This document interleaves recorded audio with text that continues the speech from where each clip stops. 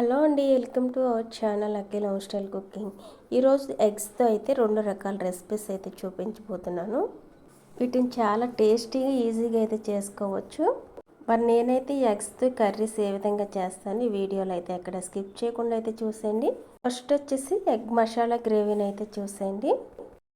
ఈ కర్రీ చపాతీలోకైనా రైస్లోకైనా సరే చాలా టేస్టీగా అయితే ఉంటుందండి.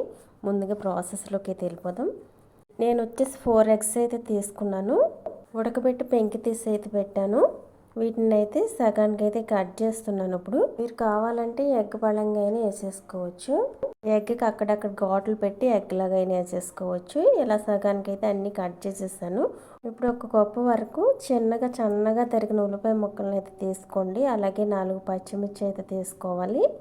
ఇలా సన్నగా చీల్చండి. నెక్స్ట్ వచ్చేసి ఒక పెద్ద సైజు టమాటోని అయితే తీసుకోండి. చిన్నవి అయితే 2 టమాటోలను అయితే తీసుకోండి. ఎర్రగా అయితే ఉండాలి, టమాటాలు బాగా పండి. ఇవి కట్ చేసేసి టమాటా ప్యూరీ కింద అయితే చేసేయాలి. మిక్సీ జార్లో అయితే వేసుకుని మెత్తగా అయితే ప్యూరీ కింద అయితే చేసేయండి. చూడండి, ఇలా చేసిన తర్వాత దీన్ని పక్కన పెట్టేయండి. ఇప్పుడు స్టవ్ ఆన్ చేసి ఒక ప్యాన్ పెట్టేసి దానిలోకి 3 నుంచి 4 టేబుల్ స్పూన్ల వరకు ఆయిల్ అయితే పోసుకోవాలి. ఎగ్స్ని ఫ్రై చేసుకోవాలి. ముందుగా అయితే ఈ ఆయిల్లోకి కొద్దిగా సాల్ట్ అయితే వేసుకోండి. ఆయిల్ వేడిగా అవ్వకముందే పోసిన ఎమ్మట అయితే సాల్ట్ అయితే వేసుకోండి. కొద్దిగా సాల్ట్, కొద్దిగా పసుపు వేసుకుని ఒక 1/2 టీ స్పూన్ వరకు కారం అయితే వేసుకోవాలి. ఇప్పుడు ఫ్లేమ్ మీడియంలో అయితే పెట్టి గరిటైతే తీసుకుని ఇవన్నీ ఆయిల్లో కలిసేట్టుగా కలపండి. కలిపిన తర్వాత ఆయిల్ వేడవుతుండగా ఇందులోకి కట్ చేసి పెట్టిన ఎగ్స్ని అయితే వేసేసుకుని ఫ్రై చేసుకోవాలి. కట్ చేసుకోవాలని ఏమీ లేదండి. మీరు కావాలంటే ఎగ్స్ పళ్ళంగా అయినా వేసేసుకుని ఫ్రై చేసుకున్న తర్వాత ఒక గిన్నెలోకి అయితే తీసేసుకోండి. మరీ ఎక్కువగా ఫ్రై అవ్వాల్సిన అవసరం లేదండి. ఉప్పు కారం పడితే సరిపోతుంది ఎగ్స్కి. చూడండి, ఈ విధంగా కట్ చేసి వేసుకోవడం వలన ఎగ్స్ ఉప్పు కారం మసాలాలు ఇవన్నీ పట్టి మంచి టేస్ట్ అయితే వస్తుందండి. ఇప్పుడు ఒక ప్లేట్లోకి అయితే తీసేస్తున్నాను. తీసిన తర్వాత మిగిలిన ఆయిల్లోకి చిన్న దాల్చిన చెక్క ముక్క అయితే వేసుకోవాలి. ఇప్పుడు అలాగే 2 యాలకులు, 2 లవంగాలు అయితే వేసుకోవాలి. నెక్స్ట్ వచ్చేసి 1-2 బిర్యానీ ఆకులు అయితే వేసుకోండి. వీటిని ఒక 1/2 నిమిషం పాటు ఫ్రై చేయండి. ఇవి ఫ్రై అయిన తర్వాత ఇందులోకి కట్ చేసి పెట్టిన ఉల్లిపాయ ముక్కలు అయితే ఇప్పుడు వేసుకోవాలి. మన గ్రేవీ బాగా రావాలంటే ఉల్లిపాయ ముక్కలు మట్టుకు చాలా చిన్నగా అయితే తరగాలి. మీరు తీసుకున్న ఎగ్స్ని బట్టి ఉల్లిపాయ ముక్కలు అయితే వేసుకోండి. 4 ఎగ్స్ తీసుకుంటున్నాను కాబట్టి 1 కప్పు వరకు ఉల్లిపాయ ముక్కలు అయితే వేసాను. ఈ ఉల్లిపాయ ముక్కలు ఇలా మగ్గుతూ ఉండగానే సాల్ట్ అయితే వేసుకోండి. మీ టేస్ట్కి తగ్గట్టుగా సాల్ట్ అయితే వేసేయండి. సాల్ట్ వేయడం వల్ల తొందరగా అయితే ఉల్లిపాయ ముక్కలు మగ్గుతాయి. ఫ్లేమ్ మీడియంలో పెట్టేసి ఒక 4 నిమిషాల పాటు మగ్గనివ్వండి. చూడండి, ఈ విధంగా మగ్గిన తర్వాత ఇందులోకి 1 స్పూన్ వరకు కచ్చాపచ్చా దంచిన అల్లం వెల్లుల్లి అయితే వేసుకోండి.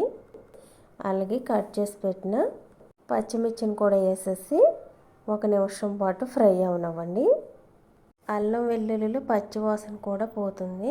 ఫ్రై అయిన తర్వాత టమాటో ప్యూరీ అయితే వేసేయండి. ఆ వీడియో క్లిప్ అయితే కొంచెం మిస్ అయిందండి. టమాటో ప్యూరీ అయితే వేసేసి పచ్చివాసన పోయేదాకా, టమాటాలో ఉన్న పచ్చివాసన అంతా పోయేదాకా అయితే మగ్గించండి. ఇప్పుడు ఇందులోకి మసాలాలు అయితే వేసుకుందాం. 1 టీ స్పూన్ వరకు ధనియాల పొడి, అలాగే 1/2 టీ స్పూన్ వరకు గరం మసాలా అయితే వేసుకోండి. వేసుకుని నెక్స్ట్ ఇందులోకి 1 స్పూన్ వరకు కారం అయితే వేసుకోవాలి. మీ స్పైసీనెస్ని బట్టి చూసుకుని అయితే వేసుకోండి. నెక్స్ట్ వచ్చేసి 1 పావు కప్పు వరకు పెరుగు అయితే పోసుకోండి. ఇవన్నీ వేసిన తర్వాత మొత్తం మిక్స్ అయ్యేలా కలుపుకుంటూ 1-2 నిమిషాల పాటు మగ్గించండి. ఇలా కలుపుతూ మగ్గిస్తూ ఉండగానే ఆయిల్ అయితే పైకి వస్తుంది. చూడండి, ఈ విధంగా ఆయిల్ సపరేట్ అవుతూ కనిపిస్తున్నప్పుడు ఇందులోకి అయితే ఇప్పుడు వాటర్ అయితే పోసుకోవాలి. 1 కప్పు వరకు వాటర్ అయితే పోస్తే సరిపోతుంది. ఉల్లిపాయ ముక్కలు ఇవన్నీ ఆల్రెడీ మగ్గిపోయాయి కాబట్టి ఎక్కువ వాటర్ కూడా పోయవలసిన అవసరం లేదండి. 1 కప్పు వరకు వాటర్ అయితే పోసుకుని కొద్దిసేపు ఉడికిన తర్వాత అయితే ఎగ్స్ అయితే వేసుకోవాలి. ఇప్పుడైతే మూత పెట్టేసి ఉడకనిద్దాం. 2-3 నిమిషాలు ఉడికిన తర్వాత అయితే ఇందులోకి ఎగ్స్ అయితే వేస్తున్నాను. ఇప్పుడు మనం ముందుగా ఫ్రై చేసి పెట్టుకున్నాం కదా, ఎగ్స్ని అయితే వేసేసుకోవడమే. వేసుకున్న తర్వాత ఈ మసాలాలు కూడా ఎగ్స్ పట్టిస్తూ ఇంకొంచెం దగ్గరగా కూర అయితే ఉడకనివ్వాలి. ఫైనల్గా ఎగ్స్ మసాలా గ్రేవీ అయితే రెడీ అయిపోయిందండి. ఇప్పుడు స్టవ్ ఆఫ్ చేసేవచ్చు. మీరు కావాలంటే ఇందులోకి ఫైనల్గా కొద్దిగా కొత్తిమీర అయితే వేసుకోవచ్చు మీ దగ్గర ఉన్నట్లయితే. ఎలా చేస్తే రైస్లోకి చపాతీలోకి కూడా చాలా బాగుంటుందండి ఈ ఎగ్ మసాలా గ్రేవీ. ఈ రెసిపీ మీకు నచ్చినట్లయితే ఈ వీడియోకి ఒక లైక్ అయితే చేయండి. అలాగే సబ్స్క్రైబ్ చేసుకున్న వాళ్ళైతే మన ఛానల్ని అయితే సబ్స్క్రైబ్ చేసుకోండి. నెక్స్ట్ మీరు చూసే ఈ రెసిపీ వచ్చేసి చాలా ఈజీగా చేసుకోగలిగే కోడిగుడ్ల పుల్టా అండి. ఈరోజు మా పిల్లల లంచ్ బాక్సెస్లోకి అయితే ఈజీగా చేసి పెట్టేశాను. ముందుగా అయితే 2 గుడ్లు అయితే తీసుకున్నాను. అలాగే 4 ఉల్లిపాయలు, 3 పచ్చిమిర్చి అయితే తీసుకున్నాను. కావాలంటే ఎక్కువైనా తీసుకోవచ్చు. మా పిల్లలు ఇద్దరి కోసమే 2 గుడ్లు అయితే తీసుకున్నాను. ఈ విధంగా ఉల్లిపాయలు, పచ్చిమిర్చి అయితే ముక్కల కింద అయితే కట్ చేసేసాను. స్టవ్ ఆన్ చేసి ఒక కళాయి అయితే పెట్టాను. 2 స్పూన్ల ఆయిల్ అయితే పోసాను. ఈ ఆయిల్ కొద్దిగా హీట్ ఎక్కిన తర్వాత కట్ చేసి పెట్టుకున్న ఉల్లిపాయ ముక్కలు, పచ్చిమిర్చి అయితే వేసేసుకోవాలి. ఫ్లేమ్ మీడియంలో అయితే పెట్టుకుని ఉల్లిపాయ ముక్కలను అయితే మగ్గనివ్వాలి 2 నిమిషాల పాటు అయితే. ఈ ఉల్లిపాయ ముక్కలు తొందరగా మగ్గడం కోసం అయితే మన టేస్ట్కి తగిన సాల్ట్ అయితే వేసేసుకోవాలి. ఇలా వేసుకోవడం వల్ల సాల్ట్ ఉల్లిపాయ ముక్కలు తొందరగా అయితే మగ్గిపోతాయి. ఉల్లిపాయ ముక్కలు అయితే మగ్గిపోయినట్లే. ఈ విధంగా మగ్గితే సరిపోతుంది. ఇప్పుడైతే కొద్దిగా పసుపు అయితే వేసుకుందాం. అలాగే కారం కూడా వేసేసుకోవాలి. నేనైతే 1 స్పూన్ వేసి కొంచెం కారం అయితే వేసాను, సరిపోతుంది.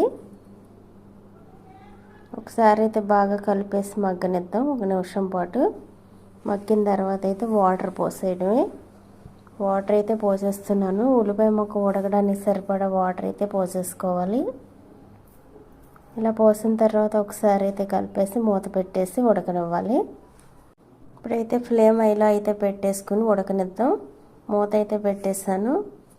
మధ్యలో అయితే చూపిస్తున్నాను ఒకసారి అయితే గరిటె పెట్టి మళ్ళీ కలుపుదాం. కలిపిన తర్వాత అయితే గుడ్లను అయితే ఒక బౌల్లో అయితే పగలగొడుతున్నాను. డైరెక్ట్గా కర్రీలో కూడా వేసేసుకోవచ్చు పగలగొట్టి. ఏమన్నా పెంకులు పడే అవకాశం ఉంటుందని ఇలా బౌల్లో అయితే పగలగొడుతున్నాను. ఇలా పగలగొట్టిన తర్వాత డైరెక్ట్ కర్రీలో అయితే వేసేయడమే. కర్రీలో అయితే వేసేస్తున్నాను.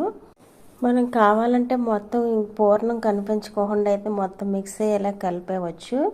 నేనైతే అలా వదిలేస్తున్నాను పూర్ణాల పలంగా అయితే. కొంచెం సేపు తర్వాత అయితే ఇప్పుడు గరిటెతో కొద్దిగా కదుపుతున్నాను.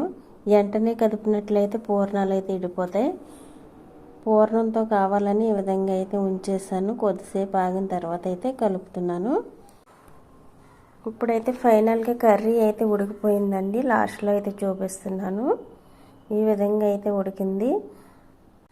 కోడిగుడ్లు పుల్లట అయితే నేనైతే ఈరోజైతే ఈ విధంగా అయితే చేశాను. ఇలా చాలా సింపుల్గా, ఈజీగా, టేస్టీగా అయితే చేసేసుకోవచ్చు. చాలా ఫాస్ట్గా కూడా అయిపోతుంది ఇలా చేసినట్లయితే. నాకు టైం లేనప్పుడల్లా ఈ విధంగానే చేసి మా పిల్లలకి లంచ్ బాక్స్లో అయితే పెట్టేస్తాను. ఇప్పుడైతే స్టవ్ ఆపేసాను. లంచ్ బాక్స్లో కూడా పెట్టేశాను. మా ఇద్దరు పిల్లలకైతే కర్రీ అయితే సరిపోతుంది. మరి ఈ రెసిపీ మీకు నచ్చిందా? అయితే ఈ వీడియోకి ఒక లైక్ అయితే చేయండి. అలాగే సబ్స్క్రైబ్ చేసుకున్న వాళ్ళైతే సబ్స్క్రైబ్ చేసుకోండి.